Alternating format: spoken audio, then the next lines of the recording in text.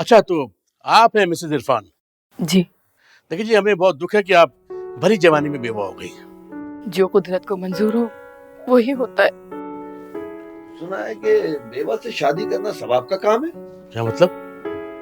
मतलब ये कि ये इद्दत की मुद्दत कितनी होती है? नहीं, इद्दत की मुद्दत का तो मुझे नहीं पता, तेरी शिद्दत का पता है मुझे। बहरहाल छोड़े इन बातों को। आप ये बताएं कि आपके मियाँ जले कैसे? उस रात अचानक शोर से जब मेरी आंख खुली तो मैंने देखा कि ऊपर स्टडी रूम में आग लगी हुई थी, और जब तक मैं वहां पर गई तो सब कुछ खत्म हो चुका था। कुछ भी नहीं बचा था, कुछ भी नहीं। और उसके बाद? उसके बाद मुझे कुछ याद नहीं, होश ही नहीं था कि क्या हो गया। ये बताइए कि आपके शौहर सिगरेट पीते थे? नहीं। इसका मतलब है कि आग सिगरेट से नहीं लगी। ये बताएं कि आपके शौहर शराब पीते थे? बिल्कुल भी नहीं। तो इसका मतलब है कि आग शराब से भी नहीं लगी। ये बताइए कि आपके शौहर दूध पीते थे? नहीं। इसका मतलब है कि आग दूध से भी नहीं लगी। अच्छा, तो ये बताएं आपके शौहर पानी पीते थे? हाँ, पानी पीते थे। तो पता ही चला कि आग पानी से लगी है। अबे भाई, पानी से आग बुझती है, लगती नहीं है। लगता है तुमने वो गाना नहीं सुना कि मिल जाते अगर अब हम, आग लग जाती पानी में। और इस फिल्म का एक गाना और मशहूर था, एक्सीडेंट हो गया रब्बा रब्बा। एक्सक्यूज मी, आप लोग यहाँ पर मेरे शौहर की मौत की तहकीकात करने आए हैं या फिर फिल्म की प्रमोशन करने? अरे बुरा ना मनाए, हम तो आपका गम हल्का करने की कोशिश कर रहे हैं। प्लीज आप मुझे सिर्फ इतना बता दीजिए, मेरे शौहर की डेड बॉडी कब मिल जाएगी मुझे? अरे डेड बॉडी आपके किस काम की? जो जिंदा है उनकी कदर करें। मुझे लग रहा है तुम्हारी दवाई का टाइम हो गया भाई।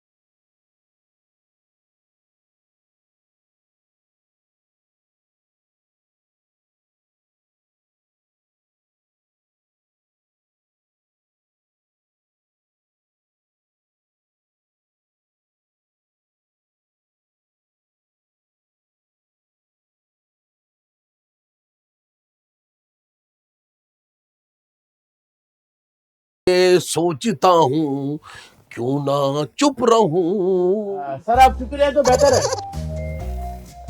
क्या हुआ सर? अरे तुम खुद तो कहा कि चुप रहो। अरे छोड़े इसको सर।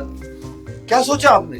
सल्लू, मैं सोच रहा हूँ कि मरने वाले की इंश्योरेंस 50 लाख रुपए की थी। उसको सोचने की क्या बात है सर? जो मुल्क के हालात चल रहे हैं ना, हर आदमी इंश्योरेंस करवा रहा है इस मुल्क में। करवा रहा है। नहीं समझ में आई बात तुम्हारे। अरे करवा तो रहा है, लेकिन मरने वाले के तीसरे दिन ही उसकी बेवा इंश्योरेंस एजेंट को घर पे बुला रही है। बात समझ में कुछ आ रही है? यस सर, समझ गया सर। इसका मतलब है उस मरने वाले की बेवा से इंश्योरेंस एजेंट का कोई चक्कर चल रहा है सर। बकवास बंद करो। ये इल्जाम तुम मेरी बीवी पे भी लगा चुके हो। वो तो साबित भी हो गया सर। हाँ। नहीं सर, छोड़े इसको। आप क्या कहना चाह रहे हैं समझ में नहीं आ रहा। सल्लू, मैं कहना चाह रहा हूँ कि दोबारा उस औरत के घर जाना होगा। यस सर, हो सकता है इस मर्तबा कुछ खाने को मिल जाए। क्या बकवास कर रहे हो? अरे जब तुम्हें पहली मर्तबा वहाँ खाने को कुछ नहीं मिला तो दूसरी दफा उम्मीद क्यों बांध रहे हो? कुछ नहीं मिलेगा, तजर्बा है मेरा। सही कह रहे हैं, तो किसी अच्छे होटल में चल के खाना खाते हैं सर। हाँ हाँ चलो, इससे अच्छी क्या बात है, लेकिन खाने के बाद बिल की तवक्को, कोई उम्मीद मुझसे रखना फजूल है। तो जाना ही फजूल है। अरे जाना क्यों फजूल है, खामखा रास्ते में सैलानी नहीं पड़ता क्या? रास्ते में तो इनके घर भी पड़ता है। तो फिर तो भूखा ही बेहतर है भाई आदमी। अरे जाना पड़ेगा।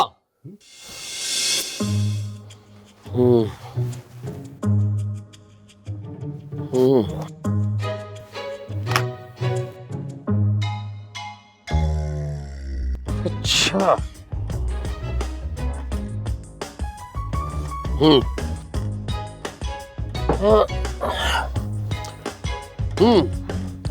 माफी चाहता हूँ मोहतरमा कि मुझे आना पड़ा, क्योंकि ये दोनों लादी हैं, किसी काम के नहीं है, किसी काम के नहीं ये लोग।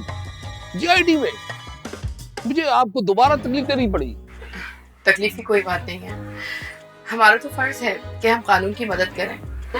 मदद तो आपको करनी पड़ेगी। क्या? मेरा मतलब कि जब तक आप हमारा साथ नहीं देंगी तो हम केस तक कैसे पहुंचेंगे? बड़ी उदासी है आपके चेहरे पर, जाहिर है परेशानी है। लिपस्टिक नहीं उतरी आपकी, लगता है दुख कुछ ज्यादा ही है। जी मुझे आज छोड़े, मुझे आप ये बताएं मोहतरमा कि जब ये वाकया हुआ, ये हादसा हुआ, उस वक्त घर में कौन कौन था? मैं और मेरे शौहर इरफान। ये बताएं कि आपके शौहर से आपका कोई झगड़ा हुआ था? नहीं, बिल्कुल नहीं। तो फिर उस रात आप अपने कमरे में नीचे और वो ऊपर वाले कमरे में क्या कर रहे थे?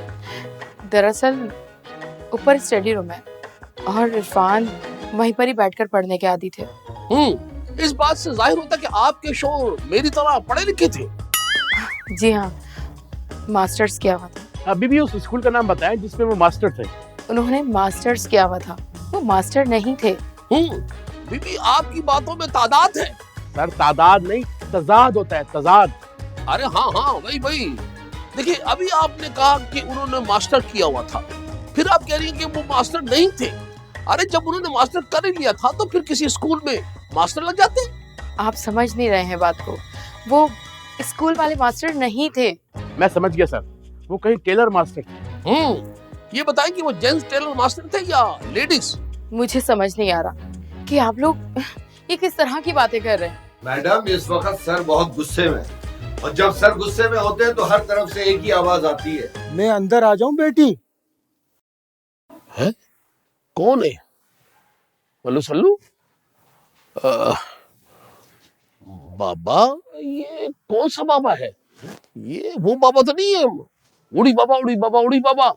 माफ कीजिए बाबा, मैंने आपको पहचाना नहीं। मैं आपके नौकर अल्लाह बख्श का वालिद हूँ और गांव से आया हूँ, और उसकी माँ ने ये उसके लिए मक्खन भी भेजा है। अल्लाह बख्श तो यहाँ नहीं होते। क्या मतलब? ये इरफान साहब का घर नहीं है क्या? घर तो इरफान साहब का ही है, लेकिन अल्लाह बख्श यहाँ से काम छोड़कर जा चुका है। एक हफ्ता पहले वो गांव से चला था तो कह रहा था मैं नौकरी पे जा रहा हूँ, और आप कह रही हैं कि वो यहाँ नहीं आया। हाँ, छुट्टी लेकर गांव गया था, लेकिन गांव से वापस ही नहीं आया। हम समझे कि काम छोड़कर वो चला गया है। वो कहाँ जा सकता है, और उसने फोन भी नहीं किया। खैर। रुको बाबा जी रुको। जी बेटा। बाबा, ये मक्खन उठा के शहर में कहाँ घूमते रहोगे? ये मक्खन मुझे दे दो। ये मक्खन अल्लाह बख्श का है, मैं उसे ही दूंगा। मिसेज इरफान, आपने ये नहीं बताया कि ये अल्लाह बख्श कौन है? अल्लाह बख्श हमारे घर का नौकर था। 10 दिन पहले ही छुट्टी लेकर गांव गया था और वो वापस ही नहीं आया। ये बात आपको हमें पहले बतानी चाहिए थी। मैंने ये बात बताना जरूरी नहीं समझा। लेकिन मैं जो समझ रहा हूँ और समझ गया हूँ वो शायद कोई नहीं समझा। बल्लू, इस बाबा का एड्रेस नोट करो, ये शहर में कहाँ ठहरा हुआ है? मैं कहीं भी रहूं, लेकिन मेरी एक बात सुन लो, ये मक्खन मुझसे कोई नहीं छीन सकता। मैंने भी पुरानी खुराकें खाई हैं। हाँ बल्लू सल्लू, बाबा को बताओ कि मैंने भी पुरानी खुराकें खाई हुई है। बिल्कुल सही कह रहे हैं सर, परसों की बची हुई दाल आज तड़का लगा के खाइए ना। क्या? नहीं छोड़े सर। बहरहाल मिसेज इरफान, जब तक इन्वेस्टिगेशन नहीं हो जाता आप यहाँ से किसी को बताए बगैर शहर से जाएंगी नहीं। समझ गई? ये जुमला मेरा था, मुझसे बोला नहीं गया तो इसने बोल दिया है। ये समझे कि मैंने ही बोला है।